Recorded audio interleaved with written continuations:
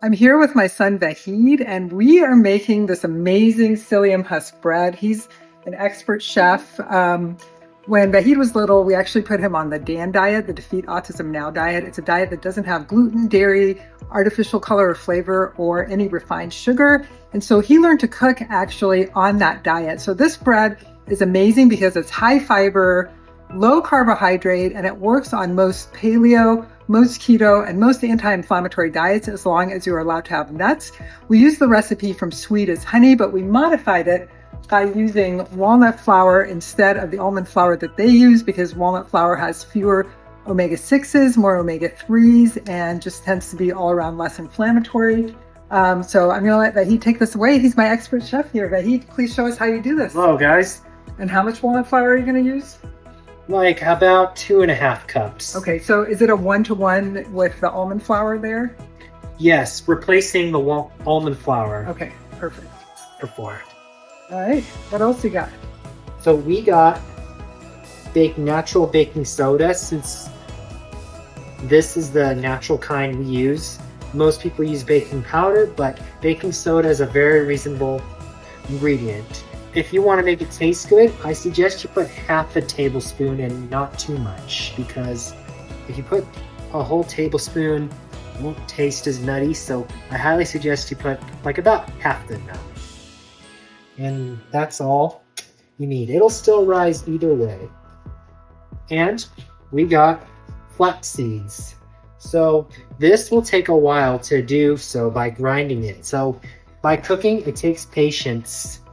So one of the things to know about flax seeds is that they're much better fresh ground. You want to get flax seed from a place that sells a lot of them because they go rancid very easily. You want to keep them in the fridge until you're ready to grind them. And now we have a whole stainless steel grinder that we're going to use to ground the flaxseed. How much flaxseed are you using, Vahid? I usually use like the full, until it reaches the canister, because that'll reach the right amount. Is that about 2 tablespoons, or how much is it? According to the ingredients, it is a 1/3 cup. So a 1/3 cup. Okay, so we're doing a 1/3 cup of flax seeds. We just have these in the refrigerator. They're still cold.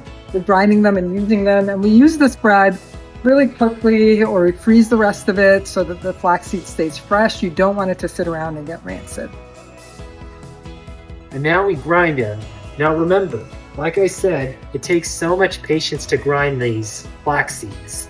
He's been grinding away for about 5 or 6 minutes, and about half his flaxseed or so is ground, but he thinks it's probably good enough. Coarse ground, as you guys can see. It's not like a super fine grind, but he kind of feels like this will do. This will kind of help it rise. So is it ready to be dumped in, Vahid? Can I help you with that? Yes, just put it would be about a 1/3 cup. Okay. Yes, this is about right. And it's very convenient. Because once it fills up to where the visible line is shown here, it's ready. And just so you all know, I'm never in the kitchen when Vahid does all his magic, so it's all really new to me too. Next up, you want to replace coconut flour. Because we use almond flour, I would use tapioca instead of coconut flour, because some people here are allergic to coconut. That would be me. But to keep it lower carb, coconut flour actually does really well. I just don't do very well with coconut. It gives me hives. So for me, is putting in tapioca flour. Thank you, Vahid. It's going to increase the carbs a little bit, but there's still plenty of fiber in there. But this is one of the ways you can kind of be an adaptive chef. Think about things that you can substitute for things that you might have issues with. And if you have any questions about it, you can drop us a comment below, and we'd love to answer it. I know Dr. Jesus also follows us on our channel. She's a really expert physician chef, and she can also give you some tips about substitutions. So yeah. Next, add 1/3 cup of psyllium husk, as shown here.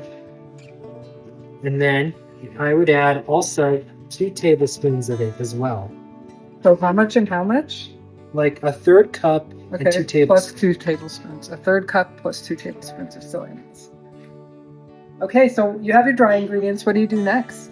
First, I put my wet ingredients, which would be 4 half cups, it's equivalent to 2 cups of lukewarm water.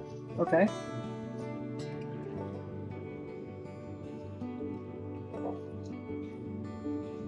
How much salt did you put in there, or have you not put that? I put like 3 sprinkles, 3 sprinkles. Or... and then about a small teaspoon. Okay.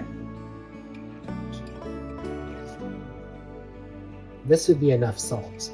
Depends on how salty you want it.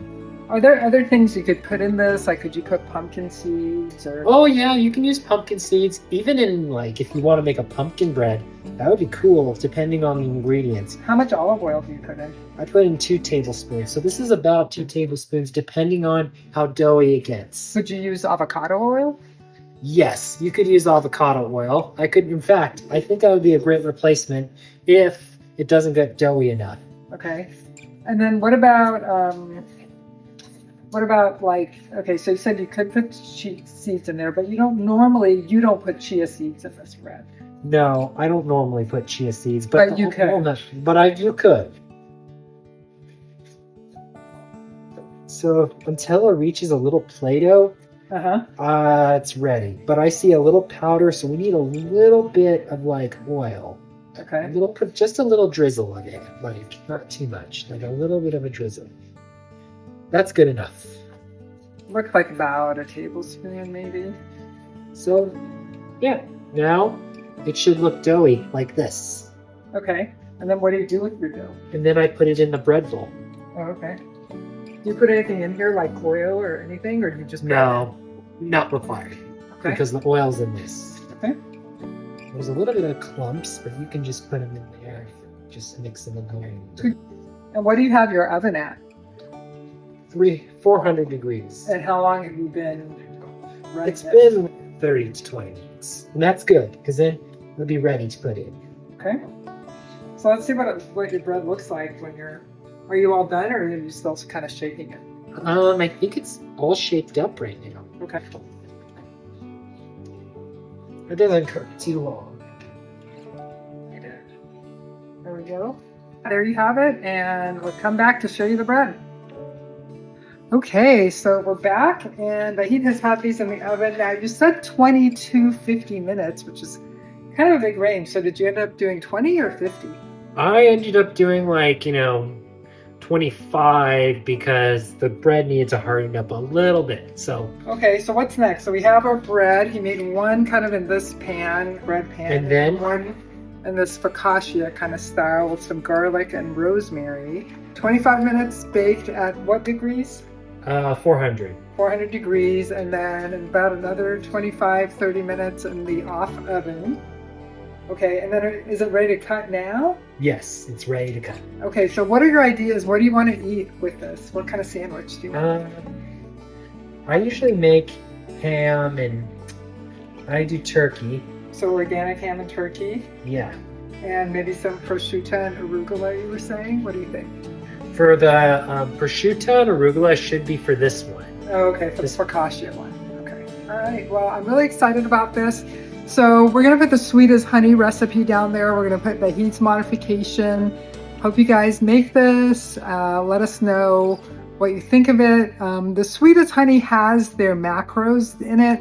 Ours is probably a little bit different because we put in tapioca instead of coconut, but you can certainly do coconut when you're doing it to stay close to their macros. So happy baking. Happy baking.